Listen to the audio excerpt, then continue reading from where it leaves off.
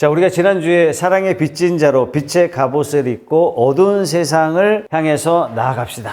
어두운 세상에 대하여 승리하며 나아갑시다. 이렇게 결단했습니다. 그런데 참 묘한 것은요, 우리가 그 눈부신 빛의 갑옷을 입고 세상으로 나갔는데 그 빛으로 주로 우리가 어떤 일을 했느냐? 그 밝은 빛을 내 형제의 허물을 샅샅이 비추는데 쓰기 시작했다는 겁니다. 이것은 저나 여러분이 모두 다 마찬가지예요. 성령께서 그렇게 우리를 이끌어 가시는 겁니다. 그래서 우리는 빛을 가진 자로서 세상 사람을 보거나 내 주변의 이웃 사람들을 볼 때, 저 사람 왜 저렇게 살지? 내 한마디 해주고 싶단 말이죠. 아니, 저 성도는 왜 저렇게 행동하지? 이렇게 하면 좋은데 내게 주신 그 빛으로 남의 어둠을 찾아내고 있지 않느냐, 이겁니다. 교회 안에서 제일 무서운 사람이 어떤 사람이냐? 틀린 말을 하는 사람이 아닙니다. 진짜 무서운 사람은 어떤 사람이냐? 사랑이 없고 옳은 말을 하는 사람이 제일 무서운 사람이에요. 내 말이 맞다는 이유로, 내 신앙의 원칙이 정당하다는 이유로 날카로운 오름의 칼을 막 휘둘러요. 옆에 있는 형제 자매가 찔리고 상처를 받고, 자, 오늘 본문의 말씀이 바로 로마 교회 안에서 일어났던 사건들을 소개하고 있어요. 그걸 배경으로 말씀하고 있습니다. 예수님이 부활하신 후 약 한 15년쯤 지나갔을 때 AD 49년경에 로마의 황제가 누구였냐면 클라우디우스 황제입니다. 모든 로마 시내에 황제가 어떤 칙령을 내리냐면 유대인 추방을 명령합니다. 자, 그러면 어떤 일이 벌어지느냐? 로마 안에 있는 기독교회의 대부분의 지도자가 유대인이었을 텐데 황제의 칙령으로 말미암아 모든 유대인들이 추방당하면서 교회의 지도자들이 다 떠나간 거예요. 자, 그러면 이 빈자리를 누가 채웠느냐? 이방인 교회 성도들 중에 사람들이 이제 지도자로 세워지게 됩니다.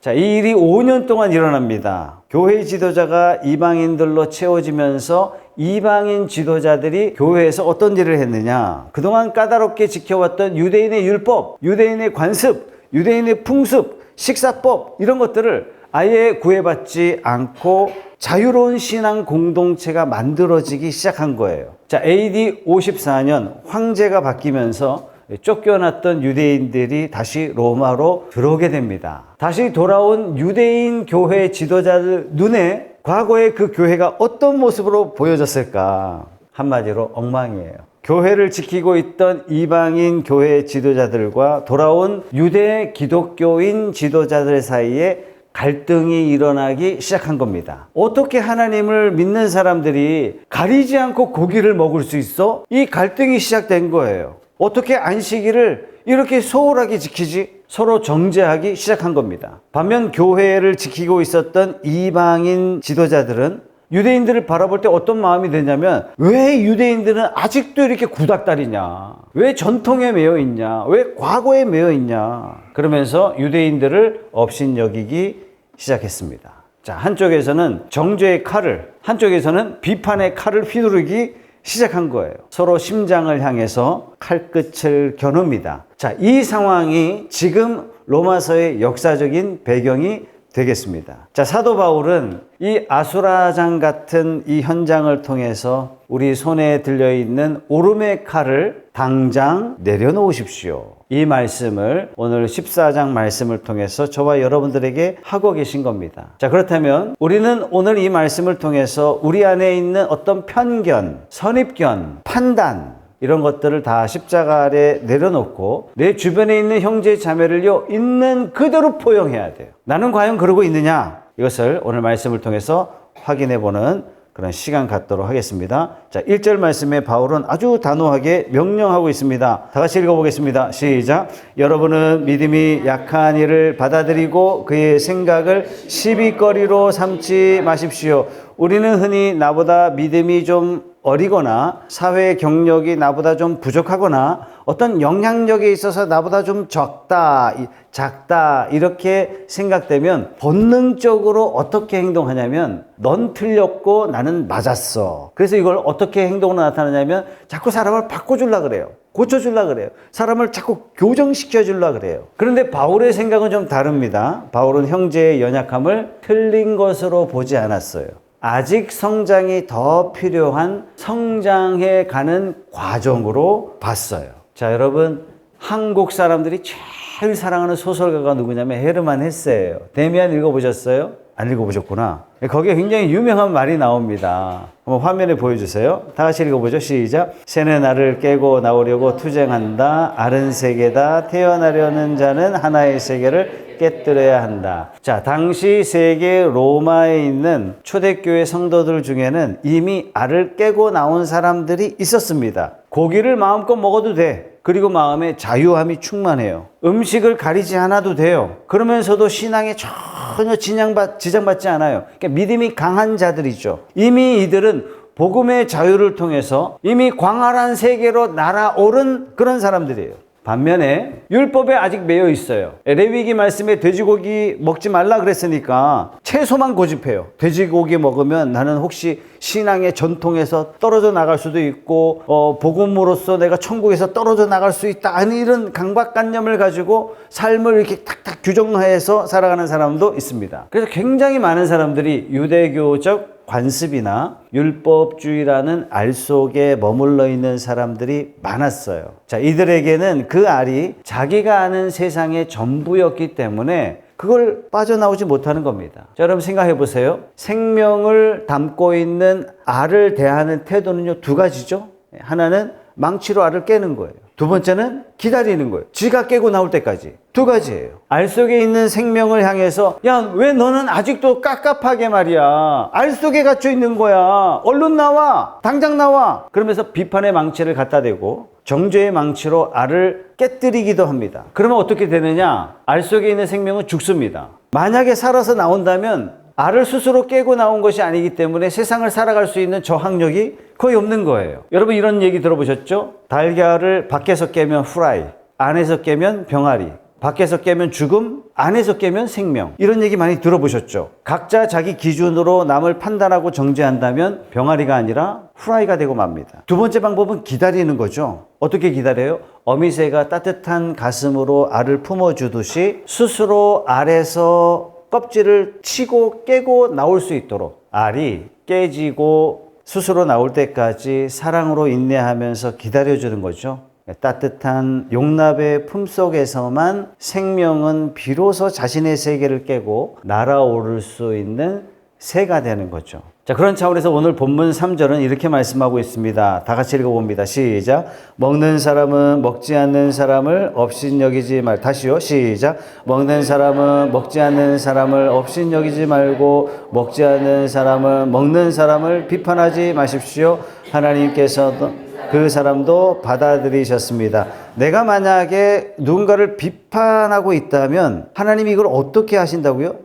내가 비판하고 있는 그 사람을 하나님이 어떻게 하셨다고요? 받아들이셨다고요. 그렇다면 나는 누구를 비판하고 있는 겁니까? 하나님이 선택한 자, 하나님이 택하신 자를 비판하고 있는 거예요. 4절 다 같이 읽겠습니다. 시작. 우리가 누구이기에 남의 종을 비판합니까? 그가 서 있든지 넘어지든지 그것은 그 주인이 상관할 일입니다. 주님께서 그를 서 있게 할 수 있으시니 그는 서 있게 될 것입니다. 지금 내 눈에는 형편없이 보일지라도, 지금 내 눈에는 어이없이 보일지라도 그를 변화시키시고 그를 성숙하게 세우시는 분은 내가 아니라 주님이란 얘기예요. 우리는 막 내가 세워주고 싶죠. 그죠? 그렇다면 내 손에 들린 교정의 망치, 정죄의 망치를 내려놔야 진짜 변화가 이루어진다는 얘기입니다. 형제의 부족함이 보일 때 왜 저러지?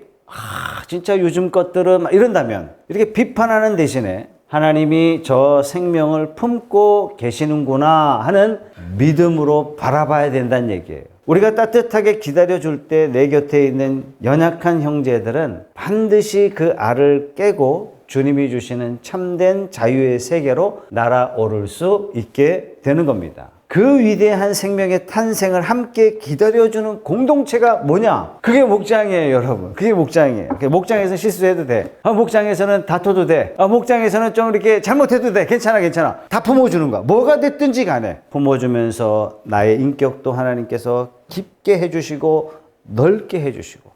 실수하는 사람도 이곳에서요, 하나님의 사랑과 은혜를요, 풍성하게 경험하는 거예요. 하나님 그러신 분이시거든요. 우리는 잘 자란 잘못들 하나하나 다 섬세하게 꼬집지만 하나님 어떤 분이세요? 다 품고 가시는 거예요. 이미 용서했다. 이미 용서했다. 앞으로도 용서할 것이다. 우리가 이것을 경험하는 공동체가 목장인 줄 믿으시기 바랍니다.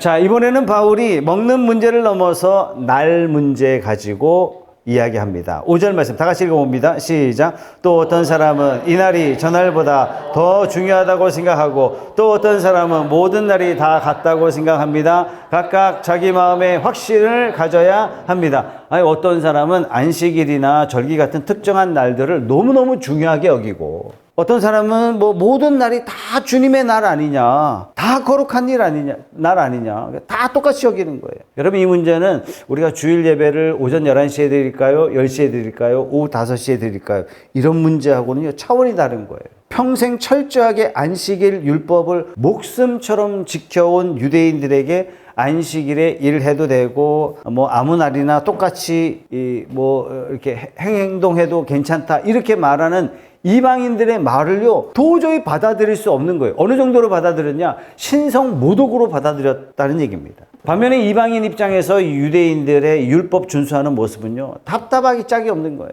제가 오래전에 말씀드렸죠. 안식일 날 막 되기 전에 가스불을 딱 켜놓고 안식일 시작되니까 가스불을 못 끄는 거예요. 왜? 끄는 자체가 일이기 때문에. 옆집 사람 불러와다가 가스불을 껐다는 해프닝이에요. 답답하기 짝이 없는 거예요. 이런 낡은 관습에 매여 있는 거예요. 이방인들 눈에는 유대인들이 이렇게 보일 수밖에 없는 겁니다. 자, 문제는 로마 제국의 초대교회 안에 유대인도 이방인도 함께 공존하고 있었다는 사실입니다. 그렇기 때문에 교회 안에서 서로를 향해서 적대감이 서서히 쌓이기 시작했고 이 적대감이 점점 혐오로 쌓이기 시작했고 이 혐오가 나중에는 폭발하기 직전에 화산처럼 끓어오르기 시작했다는 사실입니다. 1999년에 세계적인 유대인 지도자 다니엘 보렌보임하고 팔레스타인 출신의 석학 에드워드 사이드가 아주 무모한 프로젝트를 시작했습니다. 뭐냐? 동서연합 관현악단. 이걸 만들었어요. 더 정확하게 이야기하자면 이름이 웨스트 이스턴 다이반 오케스트라. 한국말로 그대로 해석하면요 서동시집 관현악단입니다. 근데 이 관현악단이 왜 무모했냐? 단원들 출신 때문에 그렇습니다. 절반은 유대인, 이스라엘 유대인 청년이고 나머지 절반은 팔레스타인 청년, 시리아 청년, 이집트 청년들로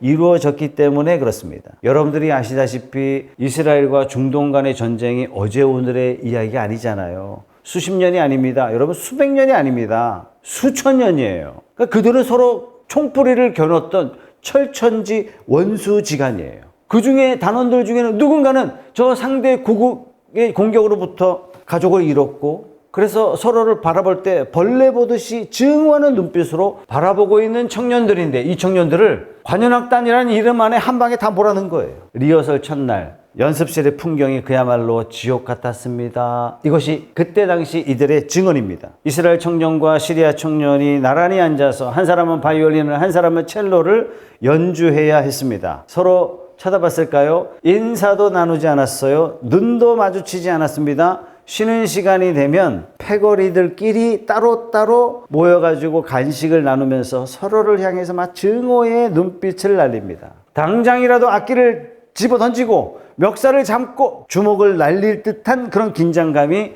연습실을 짓누르고 있었어요. 그런데 놀라운 기적이 일어납니다. 거장 유대인 지휘자 다니엘 보렌보임이 지휘대에 탁 오릅니다. 시끄러웠던 연습실이 조용해집니다. 지휘자가 두 팔을 탁 드는 순간에 큐 사인을 주는 바로 그 순간에 살벌했던 원수들의 그 눈빛이 다 악보를 향하는 거예요. 베토벤의 교향곡 합창. 악보를 다 쳐다보고 지휘자의 손끝을 따라서 합창을 연주하기 시작합니다. 바로 이 순간에 팔레스타인 청년, 이스라엘 청년 얼굴이 서로에게 보이지 않았어요. 이스라엘 청년에게도 내 옆에 있는 시리아의 청년의 그 증오스러운 모습이 보이지 않았어요. 서로의 출신이 이제는 더 이상 중요한 게 아닙니다. 모든 사람들의 시선이 전부 다 허공을 가르는 지휘자의 손끝에 완벽하게 고정되자 아름다운 선율이 만들어지는 겁니다. 여러분, 수십 년 동안의 피비린내 나는 증오와 적대감이 지휘자를 향한 절대적인 순종 앞에서 무너지고 만 겁니다. 서로를 바라보던 시선을 거두고 오직 지휘자를 우러러 봤을 때 원수들의 손끝에서 인류 역사상 가장 위대한 평화의 선율이 울려 퍼집니다. 여러분, 이것이 바로 사도 바울이 8절에서 이렇게 이야기하고 있는 겁니다. 다 같이 8절 읽어볼까요? 시작. 우리는 살아도 주님을 위하여 살고 죽어도 주님을 위하여 죽습니다. 그러므로 우리는 살든지 죽든지 주님의 것입니다. 다시 한번 읽겠습니다. 시작. 우리는 살아도 주님을 위하여 살고 죽어도 주님을 위하여 죽습니다. 그러므로 우리는 살든지 죽든지 주님의 것입니다. 지금 바울이 초대교회, 로마에 있는 초대교회를 향해서 뿐만 아니라 오늘 우리를 향해서 피를 토하듯 외치고 있는 말씀이 바로 이거예요. 유대인들아, 이방인들아, 서로를 쳐다보면서 비판하지 말아라. 채소를 먹든 고기를 먹든 고기를 먹지 않든 채소를 먹지 않든 안식일을 지키든 지키지 않든 서로를 찌르지 마라. 너희는 서로를 교정하라고 부름받은 자들이 아니다. 너희의 시선을 오직 너희를 핏값으로 사신 우리의 인생의 지휘자 되신 예수 그리스도께 고정하라. 성도 여러분, 교회는요, 똑같은 사람이 존재하는 공장 같은 곳이 아니죠. 그죠? 우리는 살아온 배경도 다르고 성격도 다르고 신앙의 색깔마저 다 다릅니다.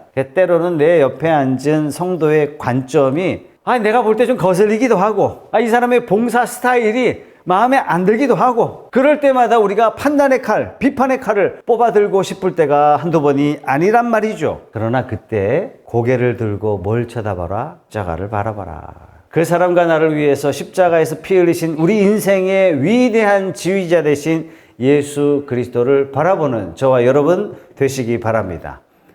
형제의 신앙 스타일이 나와 달라도 그 형제가 오늘 주님을 향해서 몸부림치며 서 있다면 우리는요, 무조건 기다려야 돼요. 무조건 용납하며 무조건 기다려야 됩니다. 이 교회 공동체라는 교향 악단을 이끌고 가시는 분은 내가 아니라 만왕의 왕 되신 예수님이시기 때문에 그렇습니다. 서로 다르다고 편을 짓고 서로를 비판하는 것을 멈추고 사나 죽으나 우리는 주님의 것입니다 라고 고백하면서 주님의 지휘봉 앞에 우리가 엎드릴 때 우리 공동체는 세상에 흉내낼 수 없는 가장 아름다운 천상의 선율을 이 세상에 울려 퍼지게 할 줄 믿습니다. 자, 그렇다면 우리는 어떤 입장, 우리가 도대체 어디 서 있어야 되는지 마지막에 다루고 있는데요. 10절을 다 같이 읽어보겠습니다. 시작. 그런데 어찌하여 그대는 형제나 자매를 비판합니까?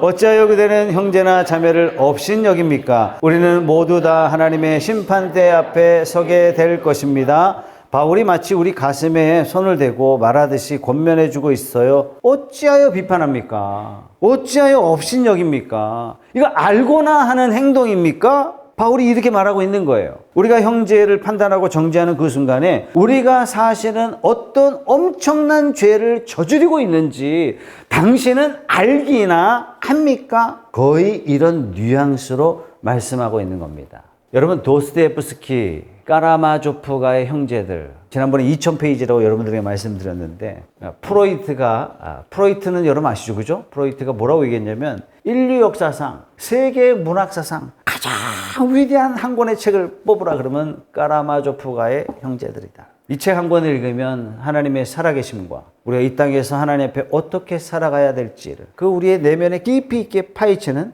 충격적인 이야기가 나오고 있습니다. 자, 이 책에 보면 대신문관이라는 사람이 나오는데 16세기 스페인 세비야에 예수님이 내려오셨어요. 그런데 교회의 최고 권력자인 대신문관이 그 예수님을 잡아다가 감옥에 가둡니다. 그리고 예수님께 이렇게 이야기합니다. 이제는 예수님 필요 없습니다. 예수님이 인류에게 준 자유 때문에 인간들이 자유를 오만하게 쓰고 있어요. 당신 대신에 이제부터 내가 세상을 통제하고 백성들을 다스릴 겁니다. 내가 심판할 겁니다. 우리는 당신의 자리를 이미 점령하고 있습니다. 이런 얘기예요. 인간이 하나님의 재판 자리를 가로채고 스스로 심판주가 되려는 가장 끔찍한 교만을 보여주는 그런 장면이에요. 그런데 제 소설을 읽으면서 이게 소설만의 얘기냐? 아니란 얘기예요. 우리가 교회 안에서 형제 자매를 비판하고 정죄한다면 우리 스스로 대신문관이 되어 있다는 사실을 여러분 알고 계십니까? 내가 누군가를 판단하고 채점하는 순간 저 인간은 90점짜리야. 저 인간은 50점짜리야. 아유, 저건 쓸모가 없어. 우리 슬며시 주님의 심판석에 올라가 앉아 있는 거예요. 주님이 앉으셔야 할 바로 그 자리, 그 거룩한 보좌를 가로채서 내 좁은 식견으로, 내 소견으로 이웃의 인생을 난도질하고 있는 겁니다. 그러니까 바울이 말합니다. 이게 얼마나 끔찍하고, 이게 얼마나 무서운, 얼마나 두려운 신성 모독인 줄 아느냐. 이렇게 말하고 있는 거예요. 그러니까 우리가 착각하지 말아야 되는 게 있습니다. 우리는 이 세상에 남의 장부를 검사하라고 보냄받은 채점관이 아닙니다. 어떤 사람으로 보냈어요? 발 씻어주는 사람. 발 씻어주는 사람이 뭐죠? 허물을 씻겨주는 사람. 성도의 역할이에요. 10절 하반절을 보세요. 우리는 다 하나님의 심판대 앞에 서게 될 것입니다. 우리는 재판관이 아니에요. 우리는 심판관이 아니에요. 우리 모두는 하나님의 심판대 앞에 서야 될 피고인이에요. 저도 여러분도 우리가 그토록 비판했던 그 어떤 형제도 결국은 두려운 보좌 앞에 홀로 서야 할 날이 반드시 옵니다. 그날이 오면 하나님은 우리에게 네 옆에 있었던 성도가 어떻게 살았냐 이렇게 묻지 않으시거든요. 12절 말씀 다 같이 읽어보겠습니다. 시작. 그러므로 우리는 각각 자기 일을 하나님께 사실대로 아뢰어야 할 것입니다. 남의 장부 뒤적뒤적 거리느라 낭비했던 시간, 남을 정죄하려고 쏟았던 그 에너지를 다 어떻게 했냐라고 하나님은 물으실 거예요. 그때 우리가 뭐라고 대답해야 되겠습니까? 남의 허물만 산더미처럼 늘어놓을 수는 없지 않겠습니까, 여러분? 혹시 우리 중에 누가 누구를 판단하는 자리에 있었다면 당장 내려와야 돼요. 여러분 생각할 필요도 없이 당장 내려와야 돼요. 우리가 가로채 앉아있던 그 높은 재판석에서 당장 내려와야 됩니다. 그 자리는 절대로 우리의 자리가 절대로 되어서는 안 되는 자리예요. 우리가 앉아야 할 자리는 형제의 허물을 들추어내는 심판관이 아닙니다. 주님의 국률 없이는 단 한순간도 살 수 없음을 고백하는 낮고 낮은 피고석이 우리 자리입니다. 남의 인생을 평가하고 비판할 시간은 우리에게 사실은 없는 거죠. 오직 하나님 앞에 홀로 서게 될 그날의 두려움으로 우리가 준비하고 내 곁에 있는 형제를 긍휼히 여기는 그런 마음으로 품어주는 삶, 이것이 우리가 마땅히 행해야 할 삶인 줄 믿으시기 바랍니다. 자, 그렇다면 우리가 심판의 칼을 내려놓고요, 주님 보좌 앞에 겸손히 엎드릴 때 비로소 우리 공동체는 감옥 같은 공동체가 아니라 생명이 살아나는 진정한 하나님의 나라가 될 수 있는 겁니다. 주님의 심판대 앞에서 착하고 충성된 종아라는 칭찬을 듣기 위해서 오늘 내 옆에 있는 나를 향해서 잘못하고 있는 그 형제 자매를 향해서 판단 대신에 사랑으로 품기로 결단하는 내 형제의 허물을 씻기겠다는 그런 결단이 저와 여러분의 삶 가운데 일어나길 주님의 이름으로 축원합니다. 대한민국의 가장 큰 문제가 뭐냐? 많은 사회학자들이 얘기합니다. 갈등이다. 그렇죠? 세대 간의 차이. 더 심각한 것은 정치적 이념 때문에 부모 자식 간에도 갈등이 있어요. 교회 안에서는 예배드리는 봉사 스타일 때문에 갈등이 있어요. 교회 와봤더니 내가 원하는 대로 안 해준다고 얼마나 쉽게 잣대를 들이내면서 형제 자매를 재단합니까? 이 재단하는 그 근본적인 철학은 뭐예요? 나는 옳고 너는 틀렸다예요. 이걸 뭐라고 얘기합니까? 이게 독선이에요. 언제나 이런 나의 독선은 나의 옳음을 증명하기보다는 언제나 공동체를 파괴하기 시작합니다. 더 정확하게 이야기하자면 예수님의 몸된 교회를 파괴하는 거예요. 사도 바울은 우리 가슴에 세 가지 아주 무거운 숙제를 던져주고 있는데요, 이번 한 주간 여러분들에게 도전합니다. 첫 번째, 내 손에 들린 비판의 망치를 버리십시오. 나와 다르다고 해서 밖에서 강제적으로 알을 깨려고 하지 마십시오. 그러면 알은 죽습니다. 하나님이 이미 그를 품고 계세요. 그렇다면 비판 대신에 스스로 껍질을 깨고 나올 때까지 따뜻하게 기다려주는 생명의 품이 되어주시기 바랍니다. 두 번째, 서로를 향한 시선을 거두고 오직 지휘자 되신 예수님만 바라보십시오. 나와 소리가 다르다고 시비 걸어봐야 소용이 없어요. 첼로와 바이올린과 첼로가 소리가 같을 수가 없어요. 고쳐주려고 그러면 상처만 남습니다. 뭐라고요? 우리는 사나 죽으나 주님의 것입니다. 우리의 시선을 내 삶을 이끄시는 지휘자 되신 예수 그리스도께 고정할 때 우리 교회는 세상이 만들어낼 수 없는 가장 아름다운 선교를 만들어낼 수 있습니다. 자, 세 번째, 교만한 재판 자리에서 당장 내려오십시오. 형제를 판단하는 대신문관의 자리에서 당장 내려와야 됩니다. 훗날 내가 홀로 하나님 앞에 서게 될 그 두렵고 떨리는 그 피고석에 여러분들이 앉으세요. 그러면 회개밖에 안 나와요, 여러분. 그래서 최고의 기도는 회개일 수밖에 없어요. 남의 장부를 뒤적이는 대신에 십자가 앞에서 내 영혼에 찢어진 상처를 하나님 앞에 꺼내놓는, 그래서 주님의 긍휼을 구하는, 주님의 자비를 구하는 이 기도가요, 최고의 기도예요. 나만 옳다는 교만을 내려놓을 때 그곳이 바로 십자가의 자리입니다. 내가 심판관의 자리에서 내려올 때 비로소 그 빈 자리에 우리 주님이 좌정하셔서 그때부터 진짜 내 인생의 주인이 되어주십니다. 이번 한 주간에 여러분들이 가정이든 일터든 부산 땅 곳곳에 여러분들이 어디를 가든지 정죄의 칼날을 다 꺾어버리시고 예수 그리스도의 십자가의 사랑으로 여러분을 만나는 사람을 따뜻하게 품어주고 무작정 기다려주는 위대한 생명의 역사가 여러분의 삶을 통해서 이루어지길 주님의 이름으로 축원합니다.